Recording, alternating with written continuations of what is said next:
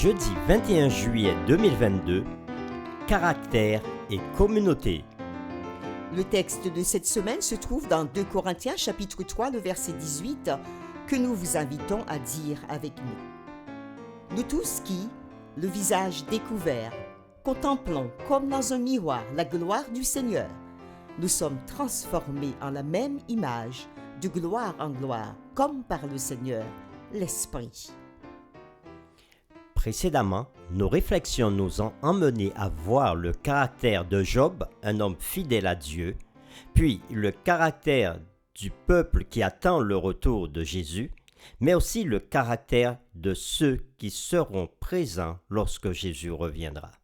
Aujourd'hui, parlons de caractère en relation avec la communauté. Une chanson dit ceci: « Je suis un rocher, je suis une île ». Avez-vous déjà eu envie de rester seul? L'homme a-t-il été créé pour vivre seul?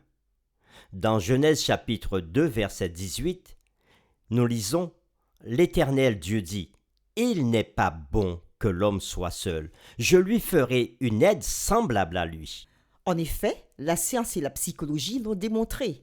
L'exemple du film de Lucien Malson, Les enfants sauvages, a démontré que les enfants ont besoin de la présence de leurs semblables pour pouvoir se développer et se comporter comme un être humain et non pas comme un animal.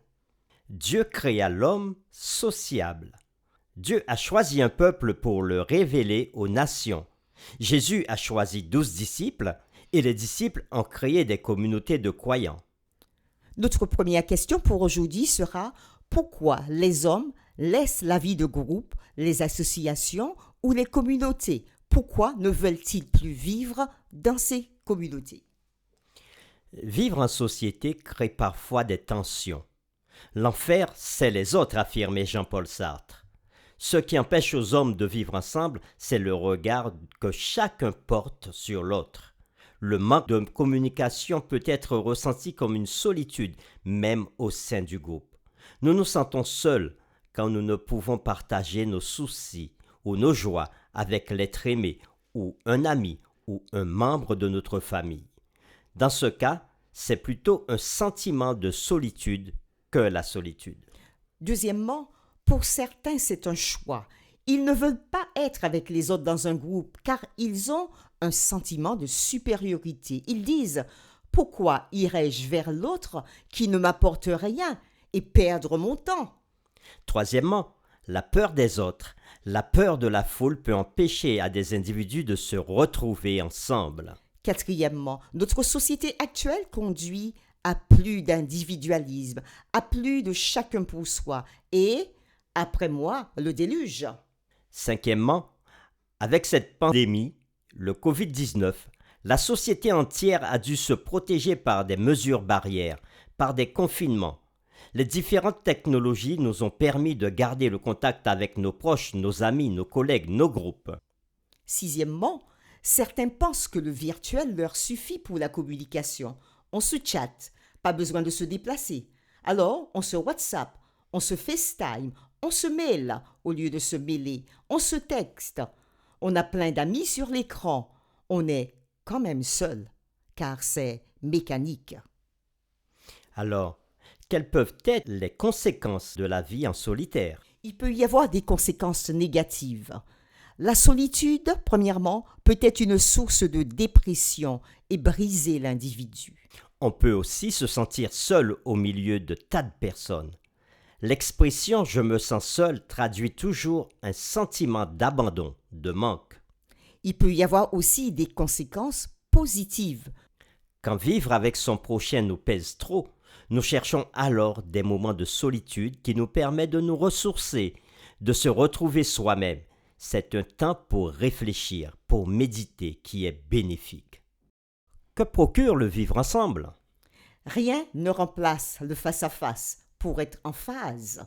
La présence physique active les cellules de nos corps, met en éveil nos 5 sens, notre jugement, nos interactions. On s'enrichit de ce qu'il y a de meilleur dans l'autre. On innove, on construit à partir des expériences des autres. On a besoin des autres.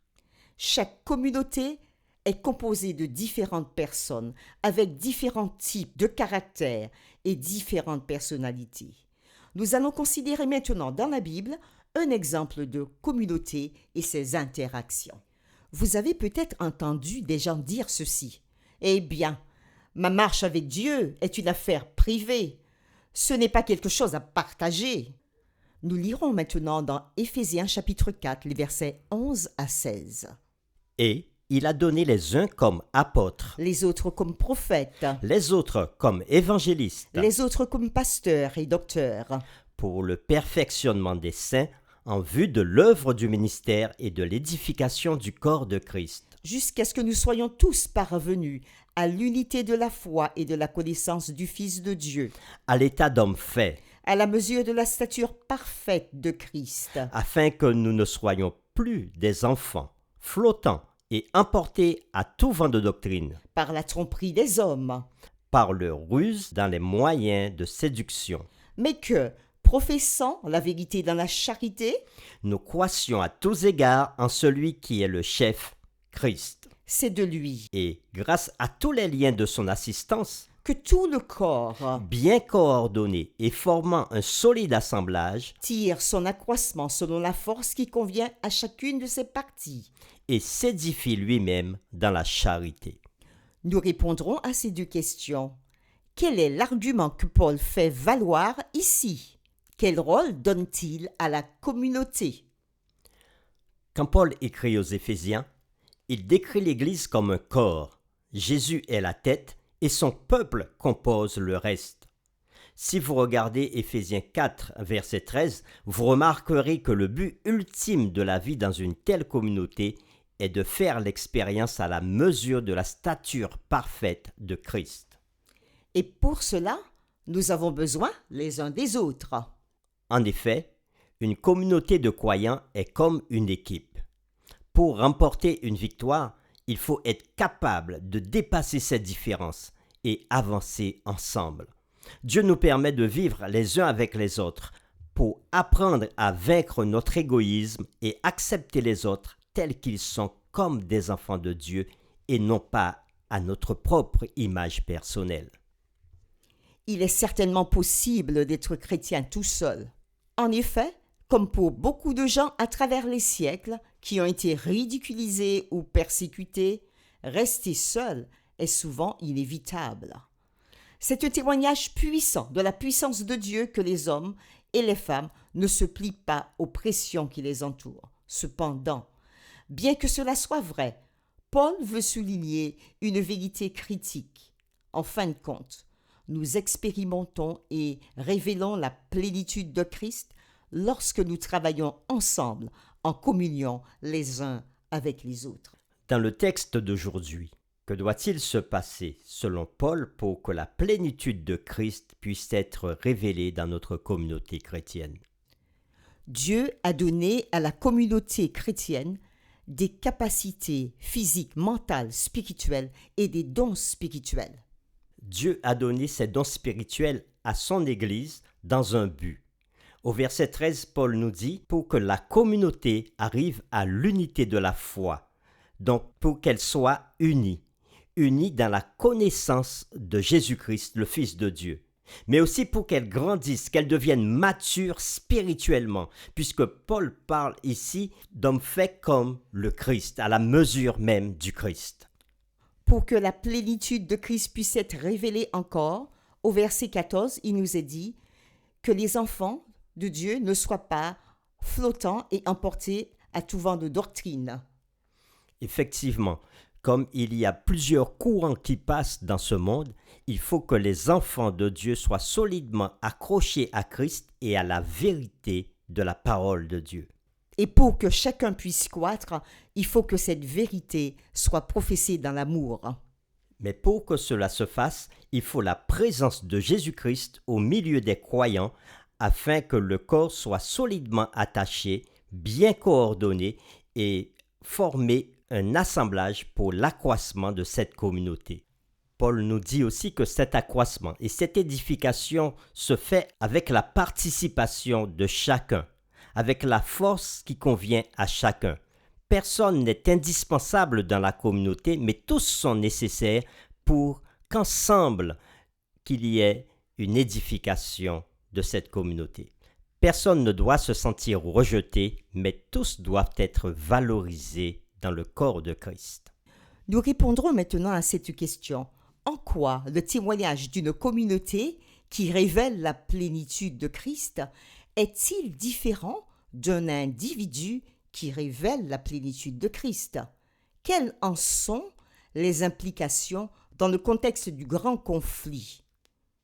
Dans Éphésiens chapitre 3, le verset 10, l'apôtre Paul dit ceci: « Afin que les dominations et les autorités dans les lieux célestes connaissent aujourd'hui par l'Église la sagesse infiniment variée de Dieu. » En effet, dans ce grand conflit qui oppose Dieu au diable, il y a d'autres êtres célestes qui observent comment sera le dénouement de ce conflit. Et à travers l'Église, la communauté des croyants, sera révélée la sagesse de Dieu, l'intelligence de Dieu, comment Dieu fera triompher le bien par rapport au mal, comment Dieu fera triompher l'amour par rapport à la haine. Et pour cela, il faut que l'Église, la communauté des croyants, puisse montrer, témoigner de ce que Dieu est. Mais tout cela se fait avec la puissance du Saint-Esprit habitant dans le cœur de chaque croyant. Nous voulons terminer avec cette pensée que je laisse à votre réflexion. Vous pourrez continuer à méditer dessus. Il est facile d'être gentil quand on est seul ou avec des inconnus. Mais il est beaucoup plus difficile d'être gentil envers des gens qu'on connaît très bien ou qu'on n'aime pas. Cela signifie que lorsque nous éprouvons la grâce et la bonté à ces personnes, nous donnons un témoignage irrésistible de la vérité sur Dieu. Nous vous invitons à prier avec nous. Seigneur, tu as choisi des hommes et des femmes, des groupes, à travers les siècles pour faire connaître ton amour. Et tu nous enseignes que c'est un peuple, un groupe, une communauté de foi, une église, un corps, qui révélera encore la plénitude de Christ, son amour pour l'humanité déchue et sa restauration. Dans cette communauté de foi, les individus ne sont pas seuls, mais par ton esprit, tu veux créer l'unité, la fraternité, le service, les uns avec les autres, les uns pour les autres. Nous ne pouvons pas vivre seuls. Alors, donne-nous, Seigneur, ton esprit pour accepter l'autre dans sa différence et sa richesse dans les différentes communautés de foi où nous sommes. Et pour que tu révèles au travers de chacun ton image et ton caractère. C'est au nom de Jésus, le chef de ce corps, l'Église, que nous te prions. Amen.